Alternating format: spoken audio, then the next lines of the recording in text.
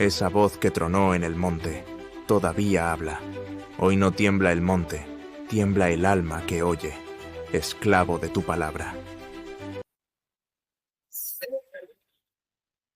Listo, pues gracias a Dios continuamos nuestro estudio en Primera de Juan. Estamos en el capítulo 2.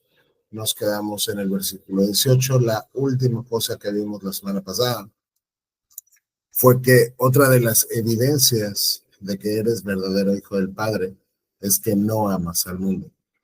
¿Ok?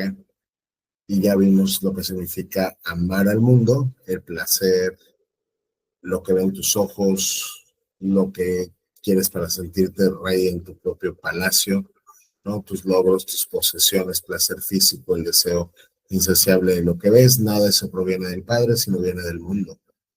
Y ya nos decía Juan, y todo esto absolutamente junto con el mundo y el sistema del mundo, Dios lo va a destruir total y completamente, así como, así como todo lo que la gente tanto desea. Entonces, si tú vives para el mundo, estás viviendo para algo transitorio, que al final no va a tener valor eterno, que al final te va a decepcionar y desilusionar. Pero el que hace la voluntad de Dios, pero el que hace lo que le agrada a Dios, vivirá para siempre, tendrá vida eterna. Entonces, un verdadero cristiano no ama al mundo, porque si amas al mundo, pues no amas al Padre. Y si no amas al Padre, es porque no tienes el amor del Padre en ti tampoco. ¿Ok? Entonces, ahí nos quedamos la semana pasada. Y hoy continuamos, dice, queridos hijos, llegó la última hora. Juan está diciendo, estamos en los últimos tiempos. Aquí hay una escatología juánica, es decir, Juan ya entiende el tiempo en el que él está escribiendo como los últimos tiempos. De hecho, desde que Cristo muere, bíblicamente lo vamos a empezar a ver, todos los escritores bíblicos nos van a decir que estamos en los últimos tiempos. ¿Ok? Falta la consumación del reino, desde luego, y no sabemos cuánto falte en términos de años para que esto suceda, pero desde la perspectiva bíblica, una vez que Jesús muere, estamos en los últimos tiempos. Entonces Juan dice, queridos hijos, llegó la última hora. Ustedes han oído que el anticristo viene.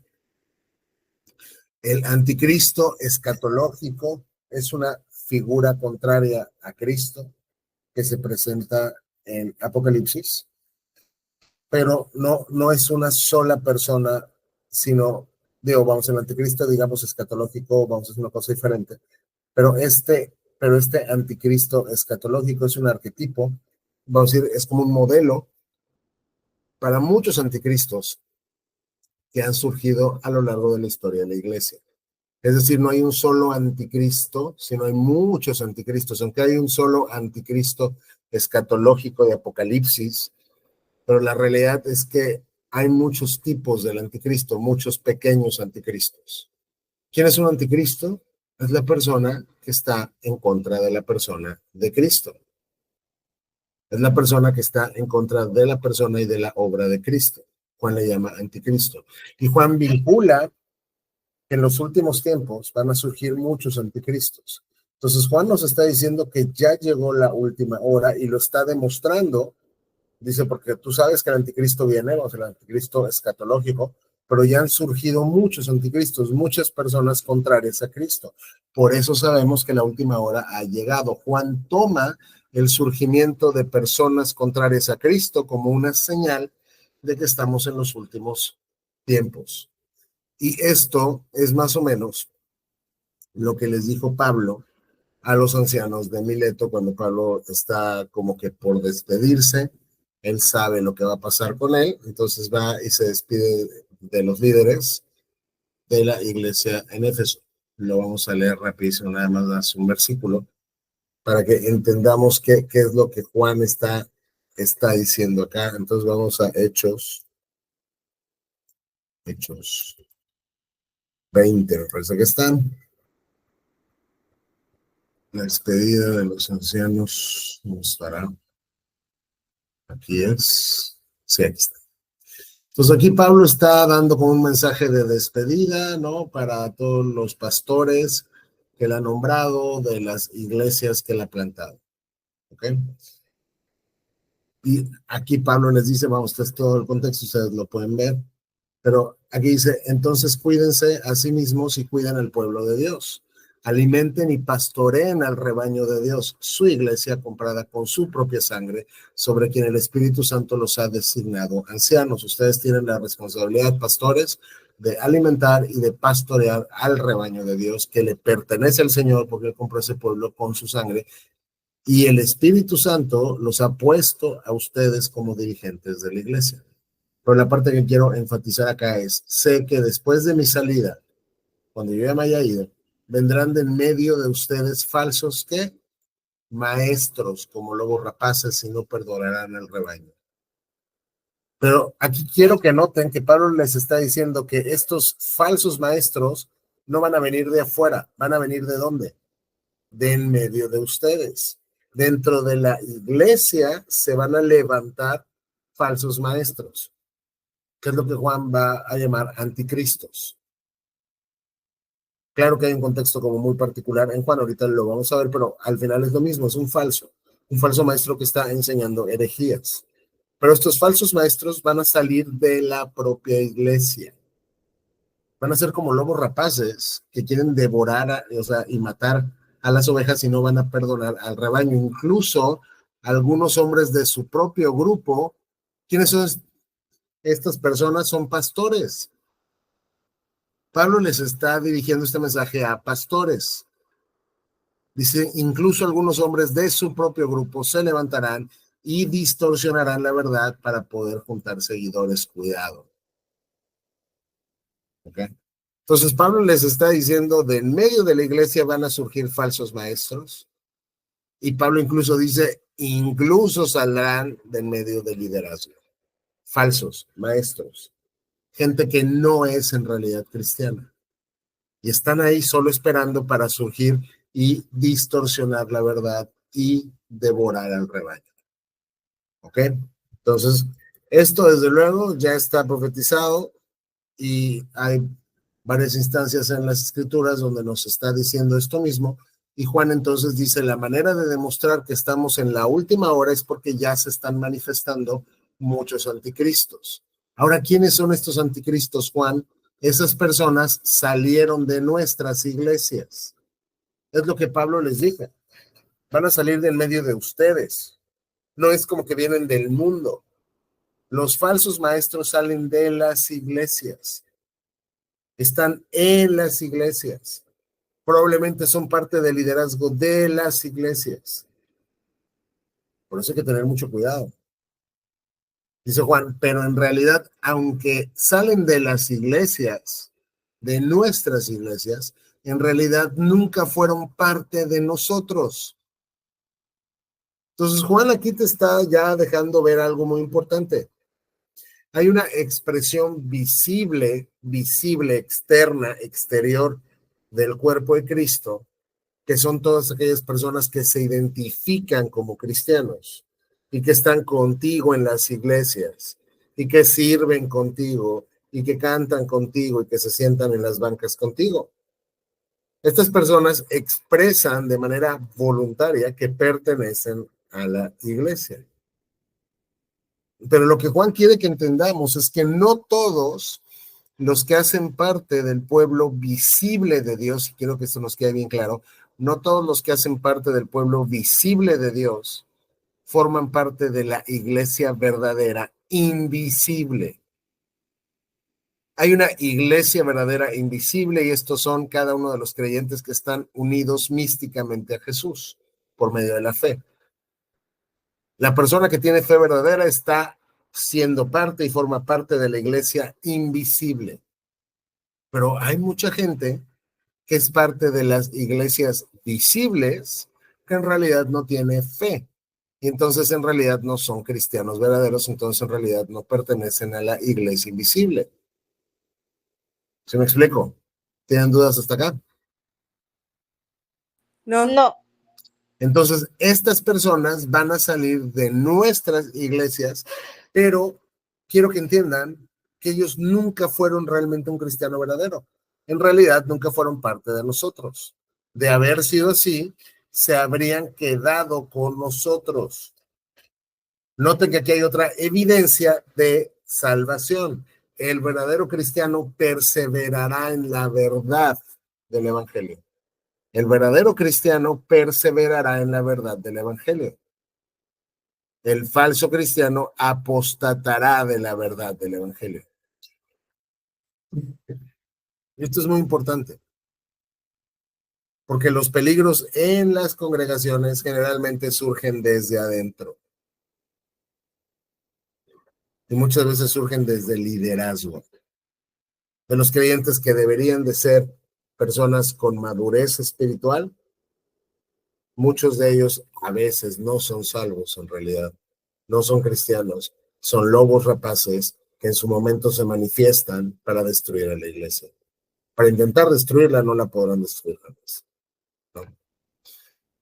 Pero entonces Juan dice, estos anticristos salen de las iglesias porque aparentaban ser cristianos, pero en realidad nunca fueron cristianos. Ahora, Juan, ¿cuál es la evidencia? ¿Cuál es la evidencia de que no eran cristianos? Porque porque si hubieran sido cristianos, se habrían quedado con nosotros. Y al irse, demostraron que no eran parte de nosotros. Es decir, el verdadero cristiano persevera en la verdad. La perseverancia es parte del testimonio de que eres un creyente genuino. La perseverancia en la verdad del evangelio. Aquí en este contexto es en la verdad cristológica, es decir, ¿quién es Jesucristo? Entonces, nota que no todos los que están contigo en las congregaciones son realmente salvos. Y parte de las evidencias de que sí son es que van a perseverar en la verdad. Pero si apostatan y se entregan a la mentira, van a demostrar que aunque estaban ahí presentes, en realidad nunca estuvieron unidos a Cristo, no fueron parte de la iglesia invisible. Pero ustedes no son así. Ustedes, porque Juan le está escribiendo aquí a los cristianos verdaderos, ustedes cristianos no son así, ustedes cristianos no apostatarán de la verdad, ustedes cristianos perseverarán y permanecerán en la verdad. Juan, pero ¿por qué nosotros los cristianos verdaderos sí vamos a perseverar en la verdad? ¿Qué nos garantiza que vamos a perseverar? ¿Quién nos garantiza que los cristianos verdaderos no apostataremos? Porque el Santo, esto es Dios, Cristo, les ha dado su Espíritu. Ustedes que son cristianos verdaderos, tienen al Espíritu Santo. La implicación es que los que salieron, que demuestran que no eran parte de nosotros, es decir, que no pertenecían a la iglesia invisible, estas personas no tienen al Espíritu Santo. Pero ustedes, los verdaderos cristianos, como Dios les ha dado su Espíritu, se garantiza que todos ustedes conocen la verdad. Porque el Espíritu Santo te guía a toda verdad. Nota cómo Juan conecta y cómo Juan vincula la perseverancia y la permanencia en la verdad con el ministerio del Espíritu Santo actuando en los verdaderos cristianos, guiándolos a toda verdad. Y noten cómo por implicación conecta que los falsos que están apostatando de la verdad, que son lobos rapaces en medio de la iglesia, están saliendo para manifestar que no pertenecían a los cristianos porque no tienen el Espíritu Santo. Y como no tienen el Espíritu Santo, no pueden permanecer ni perseverar en la verdad. Ellos son arrastrados a la mentira. Entonces Juan sabe y Juan entiende que los cristianos que le están escuchando acá, ellos conocen la verdad. Por eso les dice, así que les escribo, no porque no conozcan la verdad. Yo no les estoy escribiendo, digamos, asumiendo que no conocen la verdad, sino entiendo que la conocen y les escribo porque conocen la diferencia entre la verdad y la mentira. Los cristianos verdaderos, otra vez, perseveran en la verdad y entonces tienen la capacidad de discernir.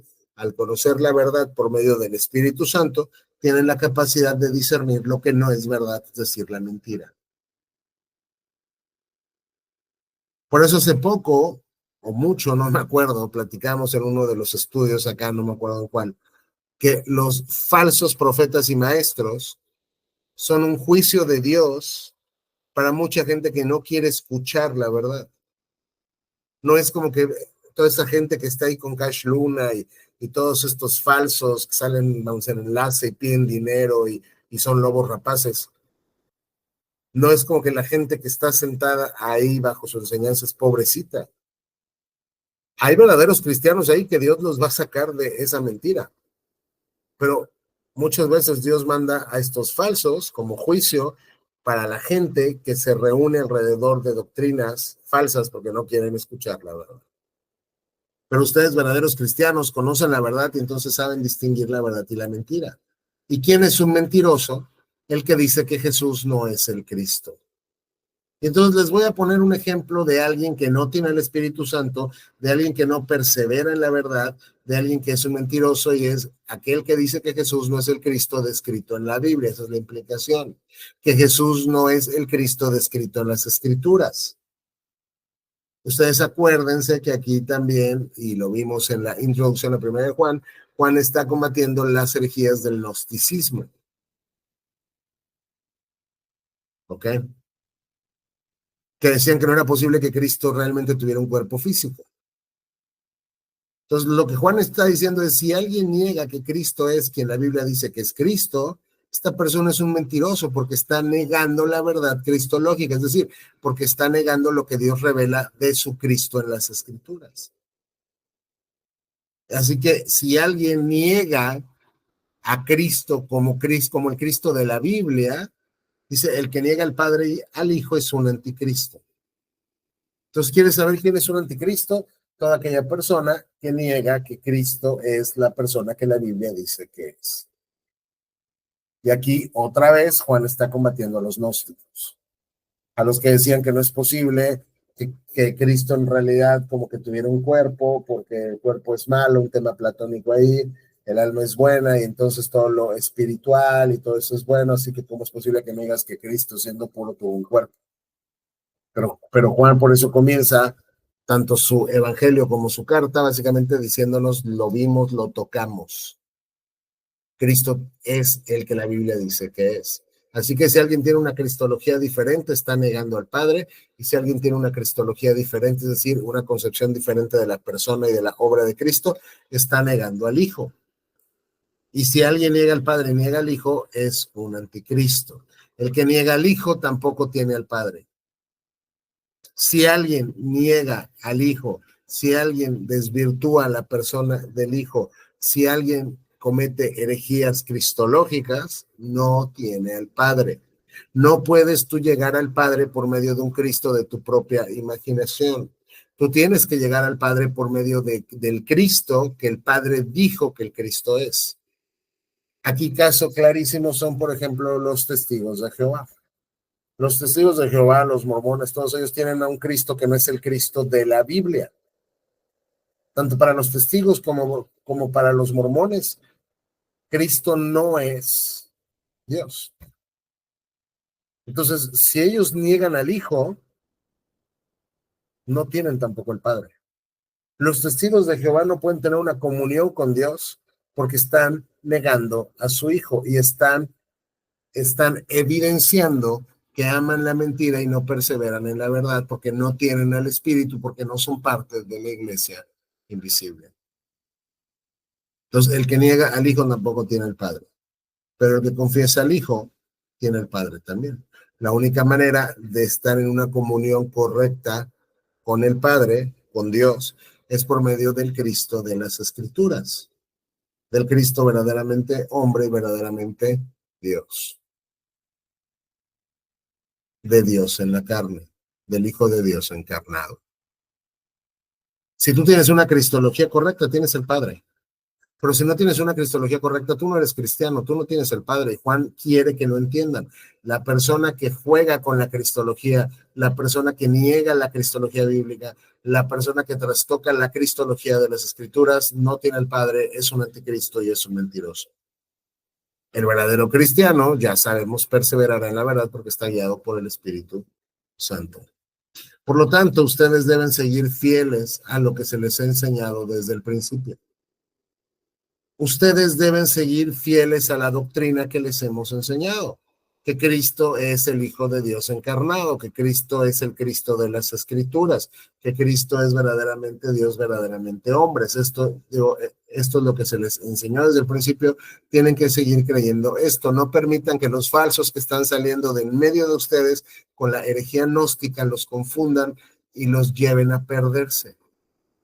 Si ustedes siguen siendo fieles a lo que han aprendido desde el principio, a lo que les enseñamos desde el principio, si lo hacen, es decir, si siguen siendo fieles, permanecerán en comunión con el Hijo y con el Padre. Porque ya vimos que la única manera de tener comunión con el Padre es por medio del Hijo, pero es por medio del Hijo que las Escrituras presentan como el Hijo, no es por medio del que tú quieres que sea el Hijo. Entonces, tu fidelidad doctrinal en una cristología ortodoxa te permite tener comunión con el Hijo y con el Padre por gracia. Todo es por gracia, no es porque te lo merezcas, te lo has ganado, pero sí es un requisito del verdadero cristiano que tenga el Cristo correcto para tener comunión con el Padre. Y en esta comunión, si tú tienes el Cristo correcto, tú estás, ya lo vimos en el Evangelio de Juan, tú estás místicamente unido a Cristo y esta unión con Cristo es la que te permite disfrutar del amor del Padre como el Padre ama a Cristo, te ama a ti también y de las bendiciones del Padre por medio de Cristo. Entonces, en esta comunión que tenemos, básicamente disfrutando del amor del Padre por el Hijo, porque estamos unidos a Cristo, disfrutamos en esta comunión de la vida eterna que Él nos prometió. Una de las bendiciones de la comunión correcta con el Padre por medio de Cristo es la vida eterna. Es el perdón de pecados y es vivir eternamente en la presencia favorable de Dios. Les escribo estas cosas para advertirles acerca de los que quieren apartarlos del camino. Ya nos dijo, ya vimos con Pablo y nos dijo Pablo que dentro de la iglesia, dentro de los pastores de la iglesia incluso, se van a levantar los lobos rapaces que van a querer devorar al rebaño. Juan dice, ya llegaron, Juan dice, ya están aquí, son los anticristos, por eso sabemos que son los últimos tiempos. Ahora les estoy escribiendo esto, cristianos, para advertirles acerca de los que los quieren apartar del camino. Ustedes han recibido al Espíritu Santo y Él vive dentro de cada uno de ustedes. Otra vez, como vincula Juan, que tú vas a perseverar en la verdad, como ya lo vimos por medio de la obra del Espíritu.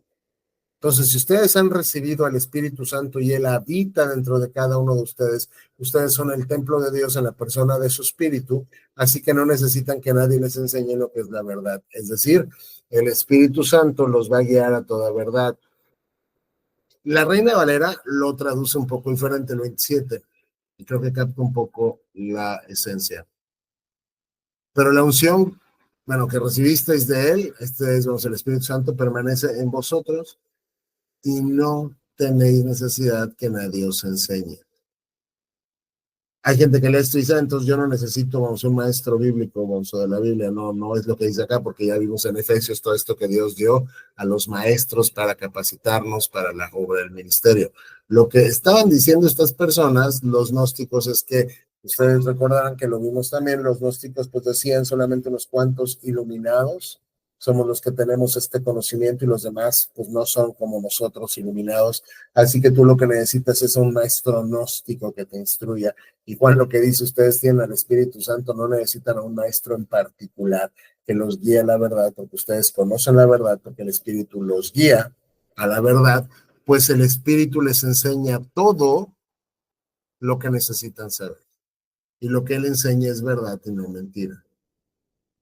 Entonces, ustedes no necesitan a un maestro en particular gnóstico que quiere apartarlos del camino para conocer la verdad. Ustedes cristianos conocen la verdad y pueden distinguir entre la verdad y la mentira porque están habitados por el Espíritu Santo y Él les enseña lo que es verdad y Él les enseña lo que necesitan saber y el Espíritu Santo no les enseña mentira. ¿Ok? Así que tal como así que tal como Él les ha enseñado, así que tal como el Espíritu Santo les enseña, así que tal como el Espíritu Santo los guía a la verdad, permanezcan en comunión con Cristo. No toquen su cristología, no jueguen con su cristología, no sean seducidos por los falsos maestros que están saliendo de las iglesias para buscar apartarlos de la verdad. Ustedes tienen el Espíritu Santo, Él los guía a toda verdad, Él no los va a guiar en la mentira, Él va a ser su maestro, Él les dirá todo lo que necesiten saber, así que como han sido enseñados por nosotros, permanezcan en comunión con Cristo, sigan creyendo la verdad para que puedan estar en comunión con Cristo y en comunión con Dios. el 28, y ahora, queridos hijos, permanezcan en comunión con Cristo, para que cuando Él regrese, estén llenos de valor y no se alejen de Él avergonzados. Básicamente lo que Juan les está diciendo es, si ustedes no trastocan su cristología, si ustedes siguen creyendo en la verdad, guiados por el Espíritu Santo, van a permanecer en esta comunión con Dios, van a demostrar que realmente son cristianos verdaderos. ¿Ok? Y si ustedes permanecen en esta comunión con Cristo, cuando Cristo regrese por los suyos, no van a irse hasta el rincón, digamos, avergonzados, porque ustedes permanecieron y perseveraron en la verdad. Digo, toda proporción guardada, pero por ejemplo, nunca has visto cuando un niño se porta mal y llegan sus papás, lo que sea, y como que el niño está, digamos, espantado o tiene vergüenza y todo esto, es algo similar. Si tú estás viviendo en la luz, si estás viviendo en comunión con Dios, cuando Cristo regrese, cuando tú te encuentres con Cristo, sea porque Él regresa por ti o porque tú vas a Él, no vas a irte como por allá lejos, digamos, avergonzado. Desde luego por gracia, pero por gracia has vivido perseverando en la comunión con Cristo. Ya que sabemos que Cristo es justo, también sabemos que todos los que hacen los justos son hijos de Dios. Otra característica del verdadero cristiano, recuerden, Juan, es un test que nos dice quién es verdadero cristiano y quién no. Ya vimos entonces que el verdadero cristiano, el día de hoy, es lo que hemos visto, el verdadero cristiano tiene el Espíritu Santo, el cristiano verdadero persevera en la verdad.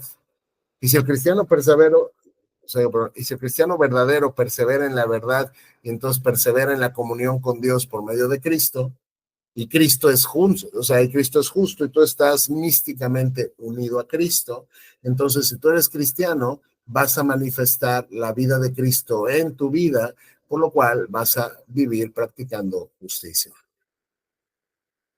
Esto es muy sencillo. Si tú estás unido a Cristo de manera mística, la vida de Cristo se tiene que reflejar en tu vida. Si Cristo es justo, entonces vas a vivir en justicia. No de manera perfecta, pero vas a vivir en un patrón consistente y creciente de santidad.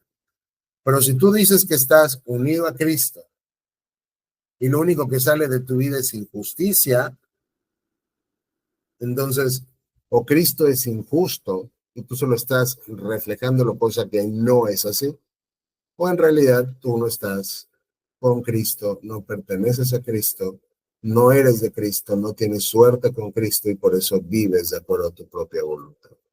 Pero entonces el cristiano verdadero se caracteriza por una vida bajo la gracia de Dios, bajo la guía del Espíritu de Dios, de justicia. O sea, tiene que haber fruto en tu vida, tiene que haber fruto de justicia. No perfecto, vas a caer, vas a pecar, eres falible, de este lado del cielo no vas a alcanzar jamás la perfección, pero sí tiene que haber un crecimiento constante y un crecimiento por lo menos año con año y década con década, un crecimiento en una santidad práctica. ¿Por qué? Porque Cristo te va santificando por medio de su Espíritu. Entonces, esto es un poco un eco de lo que ya leímos en Romanos, cuando vimos allá Romanos 6, me parece. Pablo, básicamente lo que te está diciendo es, si eres cristiano, vas a vivir diferente a como vivías antes de ser cristiano. Entonces, si Cristo es justo y tú estás unido a Cristo por medio de la fe, tú vas a expresar su vida en la tuya y entonces vas a vivir una vida de justicia y podrás saber entonces que eres un hijo de Dios. Es decir, la manera en la que vives como patrón de vida, la manera en la que vives me permite por lo menos observar un poco de la veracidad o no de tu fe. Y entonces la pregunta es otra vez, ¿cómo vamos con el test? Ya vimos el capítulo 1 y el capítulo 2 y ya vimos varias pruebas donde Juan nos está diciendo un verdadero cristiano va a tener estas características. Es decir, por ejemplo, si te piden que describas un tigre, ¿no? Lo que vas a tener que hacer es Vas a tener que señalar sus características distintivas. Pero si alguien te dice, oye, te voy a describir un tigre, y lo primero que te dicen es que tiene trompa, pues básicamente no funciona así porque un tigre no tiene trompa.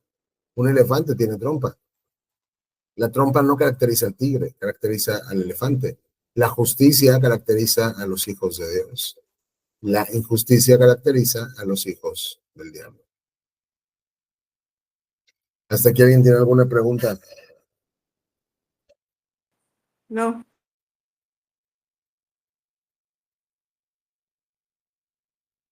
Ok, No. entonces vamos a continuar con el capítulo 3. Un momento, por favor.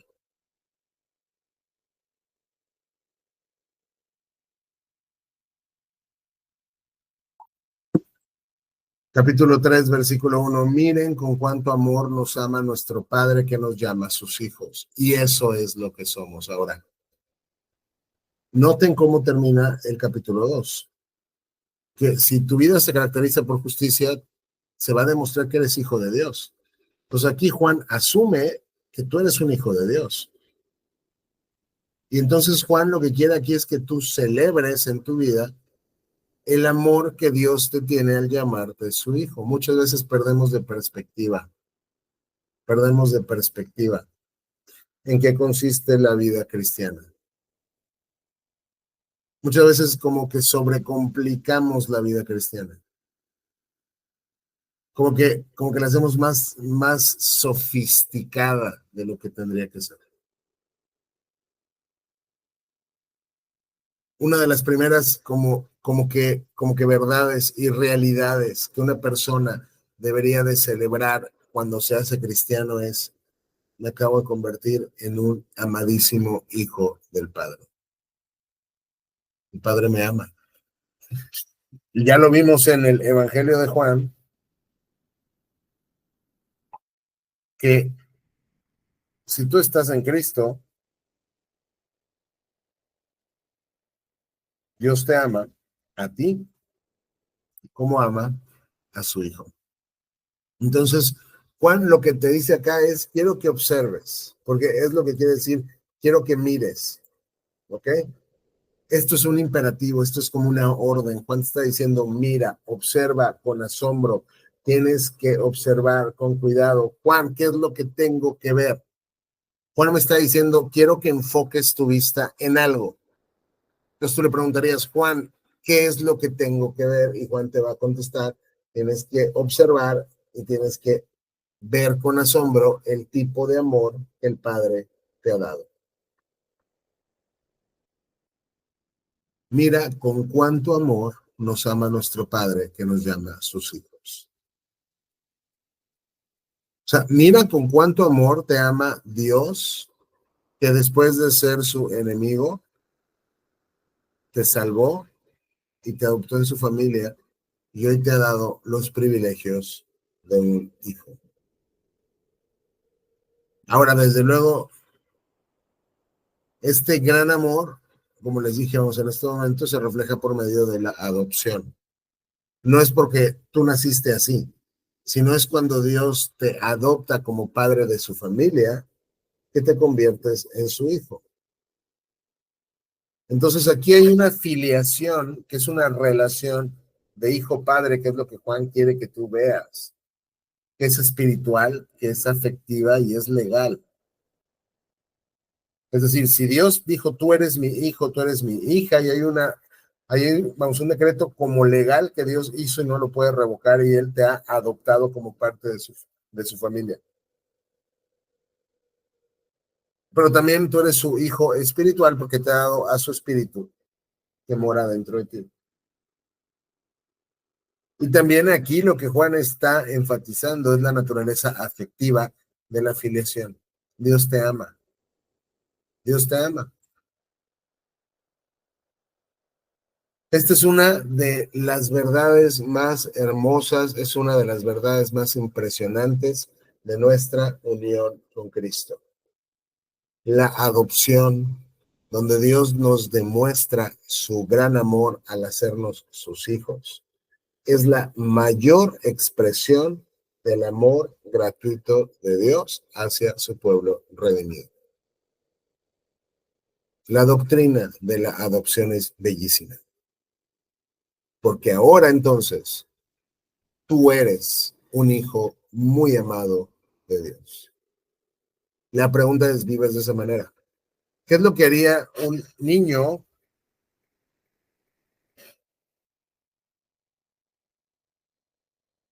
¿Qué es lo que haría un niño que tiene miedo? Un niño que tiene Busca una... miedo va y corre con su padre, Sí, ¿no? Tengo miedo. Papá, tengo miedo. Papá, tengo miedo. Así de sencillo y así de natural. Somos hijos amadísimos de Dios en virtud de la obra consumada de Cristo y en virtud de su gracia. ¿Cuántas veces acudimos a nuestro Padre como eso, entendiendo su gran amor por nosotros?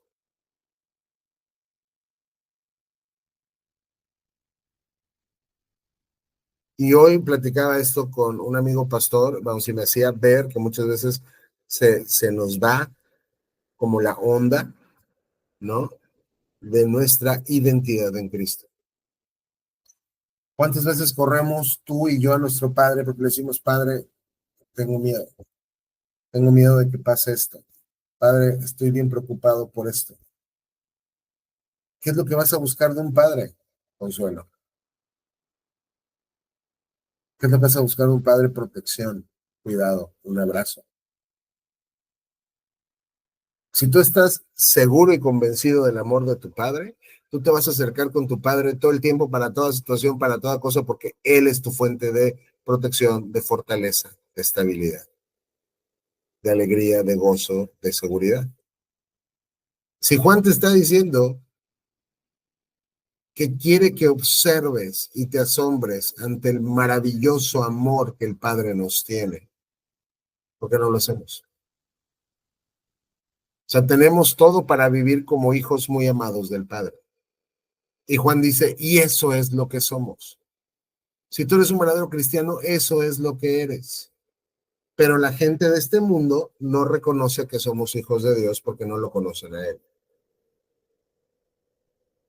Esto quiere decir, el mundo no conoce a Cristo, el mundo no reconoció a Cristo, el mundo está ciego espiritualmente a Cristo, el mundo está ciego teológicamente. Entonces, si no reconocieron a Cristo, no van a reconocer las bendiciones de la filiación que tú tienes con Dios por medio de Cristo. Queridos amigos, ya somos hijos de Dios, Juan lo repite, pero Él todavía no nos ha mostrado lo que seremos cuando Cristo venga. Y por si fuera poco, hay más todavía.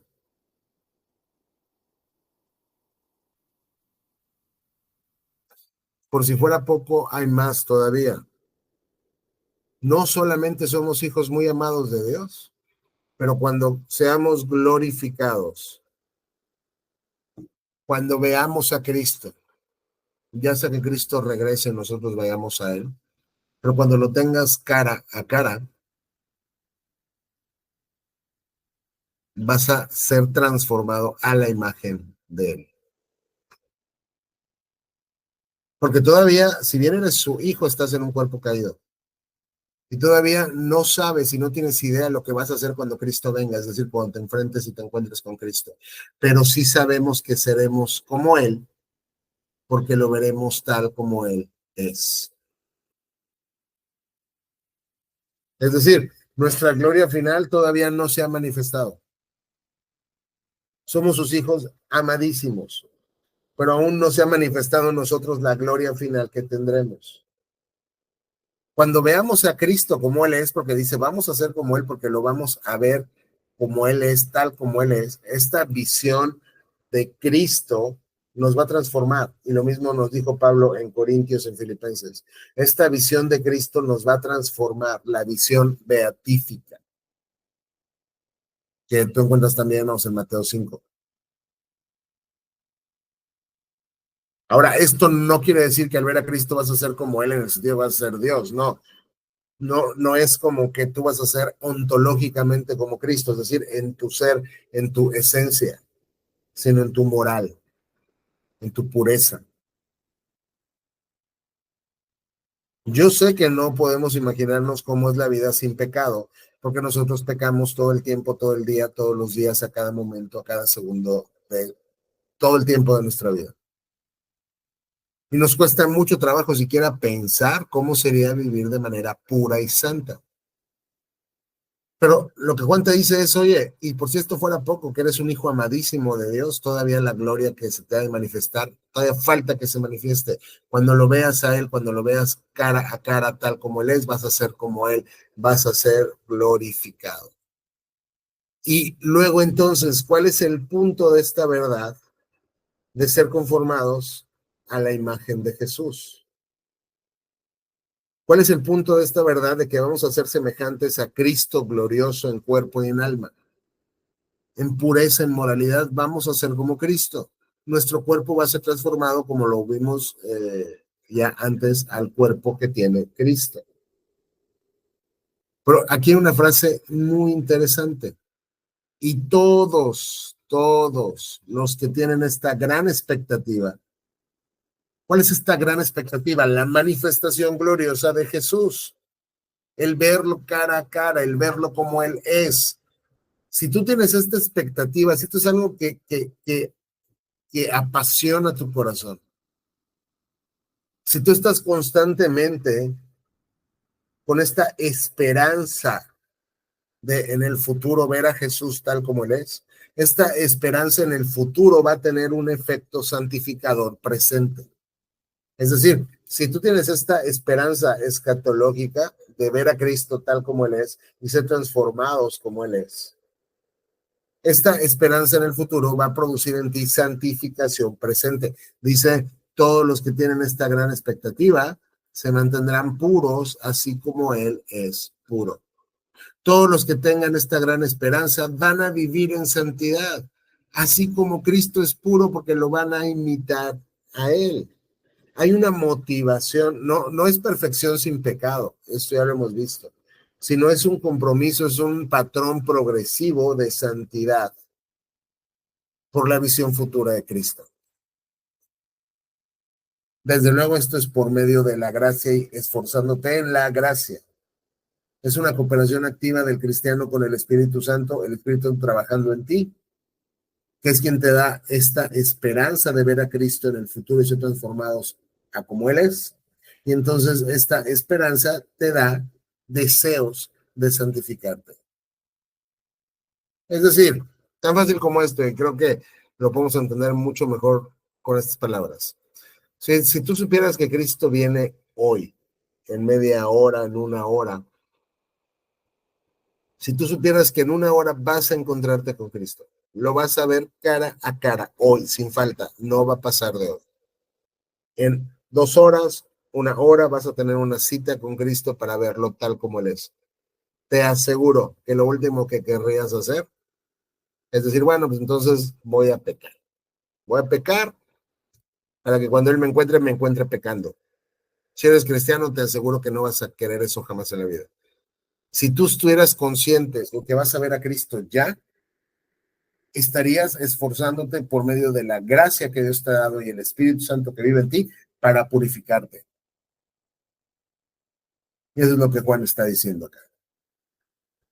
Somos hijos muy amados, aún hay una gloria futura que se tiene que manifestar. Aún no se ha manifestado esta gloria futura. Esta gloria futura será manifestada cuando veamos a Cristo tal como Él es. Y esta esperanza de la visión de Cristo tal como Él es nos está motivando para que en el presente vivamos en santidad y en pureza.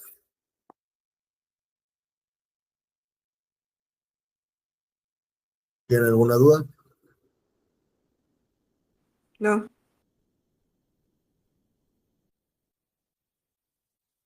Ok. Déjenme ver la hora, déjenme ver cuántos nos faltarían. Todavía nos faltarían varios.